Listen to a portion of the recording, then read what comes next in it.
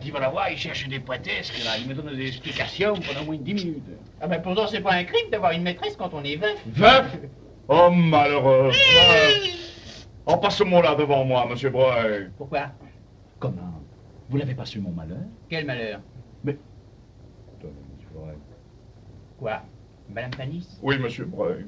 Il y aura 3 mois demain. Ah. Le vendredi, elle avait encore mangé un aïoli du tonnerre de Dieu avec les escargots et la morue. Et le dimanche matin, dernier soupir. Si vite. Quelle catastrophe. Ah oui, vous me direz ce que vous voudrez, mais il y a des fois que le bon Dieu n'est pas gentil. Une aussi brave femme, si dévouée, si travailleuse, qui faisait marcher les ouvrières comme pas une. Il n'y avait que ça, dans l'intimité, elle était gaie et rieuse. Il lui fallait tout le temps des taquineries et des jeux. Le matin, quand elle était en chemise, je m'amusais à lui courir après, autour de la table de la salle à manger. Je lui donnais des petites tapes, je lui tirais des pinces, gentiment, pour rire. Et alors, pour se venger, elle me faisait des chatouilles. Ne remuez pas vos souvenirs, Panis, ça vous fait du mal. Ah oui, quand on pense que tout ça ne reviendra plus. Je passe mes nuits à pleurer. Voyons, monsieur Breuil, est-ce que cela peut durer? Que faire? Ah, je le sais bien, allez. Ma résolution est prise. Allons, mon vieux, soyez viril, réfléchissez. C'est tout réfléchi. Je ne suis pas capable de supporter un pareil calvaire. Attendez encore un peu, vous verrez. Non, non, non, non. Je préfère me remarier tout de suite. Vous préférez vous marier? Le plus tôt possible, mon bon. Elle est morte, elle est morte. Ce n'est pas en maigrissant que je pourrai la ressusciter, pas vrai? Bien sûr. Il y en aura peut-être qui trouveront que je n'ai pas attendu assez longtemps. Mais j'ai la conscience tranquille. Parce que moi, en 4 mois, je l'ai pleuré bien plus que d'autres en 50. Des larmes comme ça, monsieur Breuil. Et des cris terribles. Je ne sais pas comment j'ai fait pour tenir le coup. Ah, pauvre Panis, tu vois. Ah oui, je suis bien à plaindre. À la vôtre, monsieur Breuil. Qu'est-ce que vous en pensez?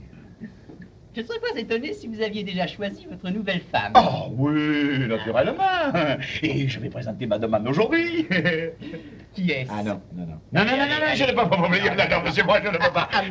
Mais je vous retiens pour la noce, ok? Je louerai des autos pour tous les invités. Il y aura tous les prud'hommes, tous mes clients, tous mes amis.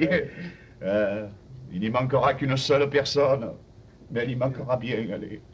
Ma pauvre Félicité, peu chère. Elle qui m'étend les fêtes.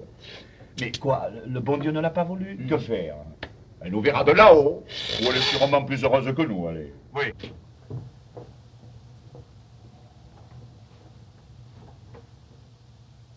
Alors, elle sera longue, cette permission? Ça dépend. Ça dépend de ton capitaine. Ça dépend de Fanny et de vous. Eh bien, ça, au moins, c'est net, c'est franc. Allez, voilà. Et je ne comprends pas très bien. Eh bien, moi, autrefois comme aujourd'hui, et même quand j'étais loin d'elle, j'ai toujours considéré Fanny comme ma fiancée. Considérer? Ah, c'est un joli mot. Mais moi, je ne considère rien du tout. Je sais qu'elle est ma femme, tout simplement. Elle est ma femme et la mère de mon petit. Vous êtes sûr que cet enfant est votre fils? Écoute, Marius, ce retour, il y a 2 ans que je l'attends. Je peux dire que depuis 2 ans, je ne me suis pas couché un soir sans penser, et si c'est demain qu'il revient? Et s'il essaie de tout me prendre, qu'est-ce que je vais lui répondre? Mais depuis 2 ans, je t'avais préparé toutes mes réponses. Et maintenant que je te vois ici, je ne sais plus quoi dire. Honoré, ne t'inquiète pas, il est un peu rouge, mais il n'a pas l'air malade. La température? Oui. 37,2. Oh, 37,2, cocaille, il n'a pas plus de coqueluche que moi. Assieds-toi, Fanny. Assieds-toi. Alors, toi, en somme, qu'est-ce que tu réclames? Écoutez, maître Panis, j'ai fait une folie il y a 2 ans. Mais maintenant, parce que j'étais bête pendant 1 heure, il faut que la vie de plusieurs personnes elle soit gâchée. Quelle personne? Fanny, moi, mon père et mon fils. Ben et moi, qu'est-ce que je deviens là-dedans? Vous avez été heureux pendant 2 ans. Et vous avez été heureux en faisant une bonne action. Ce que vous avez fait, je vous en remercie. Mais maintenant, il faut prendre votre courage et me rendre ce qui m'appartient. Oh, Marius, mais tu vas un peu vite. Ah oui, il a beaucoup de courage pour les sacrifices qu'il demande aux autres. Eh bien, moi, ma réponse, la voilà. Lorsque je vous vois tous les deux, Je vois très bien que je suis un gêneur. Alors... Eh oui, un gêneur. Il y a une chose que je devrais bien faire pour me rendre sympathique, c'est d'aller me noyer par accident. Écoute, Fanny, je le ferai bien volontiers pour te rendre heureuse. Mais si je meurs, je verrai plus le petit. Alors moi, je refuse de me noyer. Je le refuse absolument. Mais Honoré, personne ne te le demande, oui. Personne ne me le demande. Mais moi, je viens de me le demander. Fanny, n'aie aucune pitié pour moi. Si tu aimes encore ce garçon, si tu crois que ton bonheur est là, eh bien tant pis pour moi. Tu es libre. Ça, c'est bien, si veut dire, c'est pas égoïste. Mais l'enfant... L'enfant? Eh bien, il est à nous, l'enfant. Que je te donne l'enfant? Mais pourquoi tu me donnes pas mes yeux, mon foie, ma rate, mon cœur? Oh, vous êtes malin, maître Paris. Si vous faites le grand généreux, vous dites je donne la femme, mais je garde l'enfant. Parce que peut-être sans l'enfant, la femme ne partira pas. Eh bien non. Si vous êtes honnête, vous me rendrez mon fils, parce qu'il est mien. Ah non, Marius, le petit, tu ne l'auras pas. Peut-être que tu seras plus fort que moi pour parler à sa mère. Si tu restes ici, peut-être qu'elle-même un jour viendra me le demander. Eh bien, ne fais pas ça, Marius. N'essaie pas de me le prendre. Tu es jeune, toi. Si tu veux des petits, il y en aura d'autres. Mais le mien, laisse-le-moi. C'est mon seul, mon unique. C'est mon premier et mon dernier. Mais Honoré, qui peut te le prendre? Tu me connais si peu? Et encore si c'était un enfant ordinaire comme ceux qu'on voit dans les jardins publics. Mais justement, celui-là, c'est la merveille du monde. Ah, c'est vrai, tu sais, Marius, quand tu étais petit, tu étais beau. Mais celui-là, il est encore peut-être plus beau que toi. Oui. Oui, tous ces discours, c'est très joli. Il a toussé. Il a toussé? J'ai rien entendu. Oui, personne ne l'entend. Mais moi, je l'entends. C'est vrai. L'œuvre de chair, tu ne feras qu'en mariage seulement. Allons, parle, Honoré, débarrasse ta conscience. Ça me gêne de te dire ces choses à toi. Dans ma paroisse, Honoré, il y a beaucoup de pauvres filles. J'en ai certainement entendu de plus graves que les tiennes. Allons, parle. Eh bien oui, je l'ai fait, ce péché. Et ce qui est plus grave, c'est que je l'ai fait avec plaisir. Les péchés, quand on les fait, si ça faisait souffrir, nous serions tous des saints. Combien de fois as-tu péché? Souvent.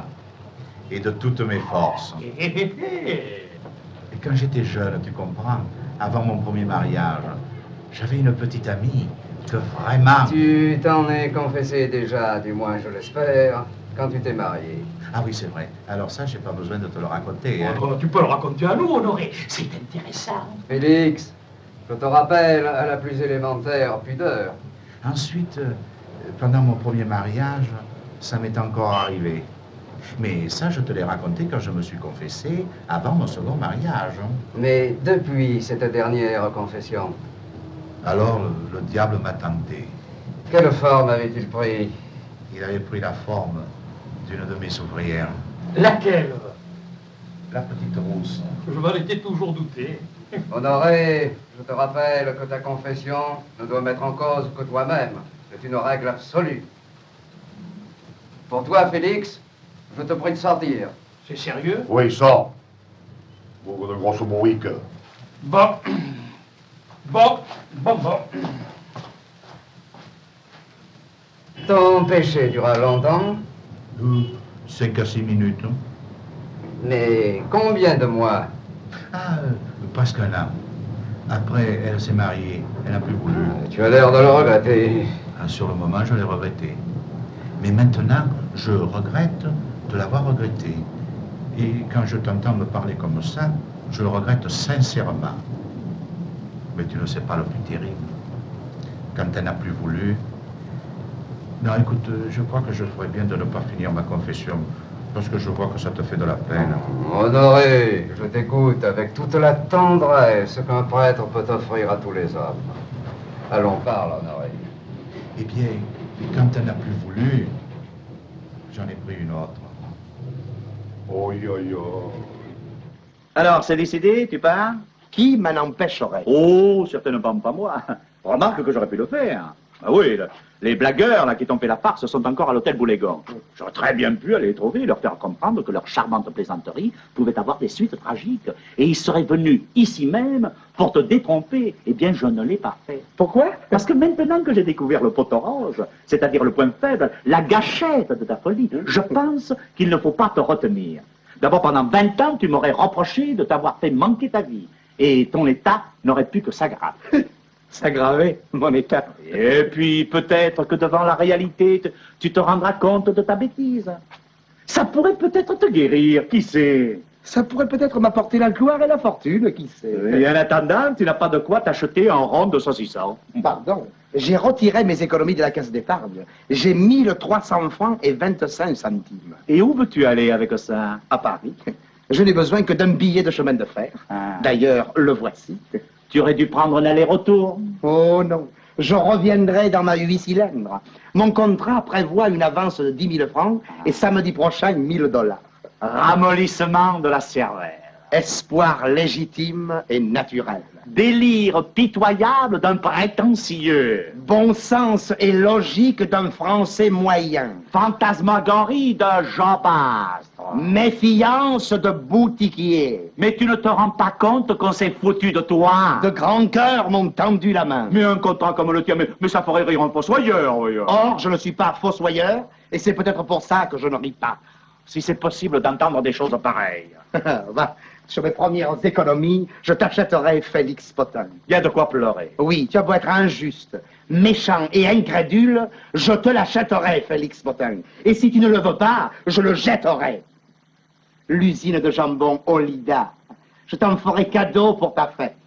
Le chocolat Meunier, ce sera ton petit Noël.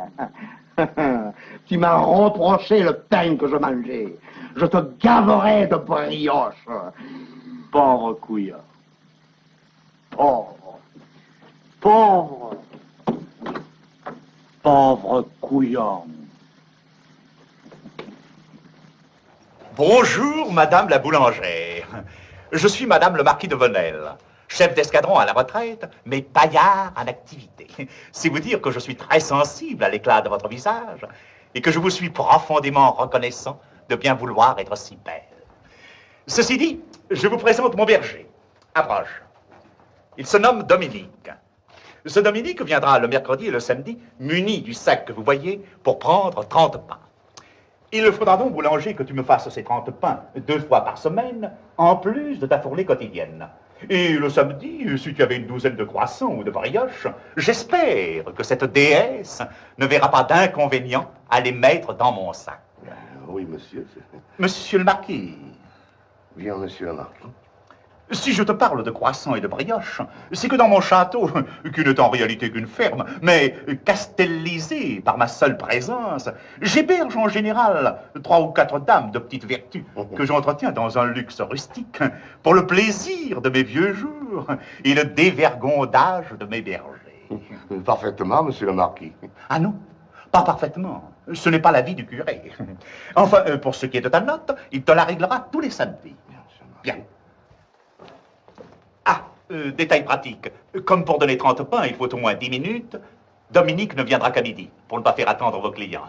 Mais pour aujourd'hui, c'est lui qui va attendre. Dominique, mets-toi dans ce coin et attends.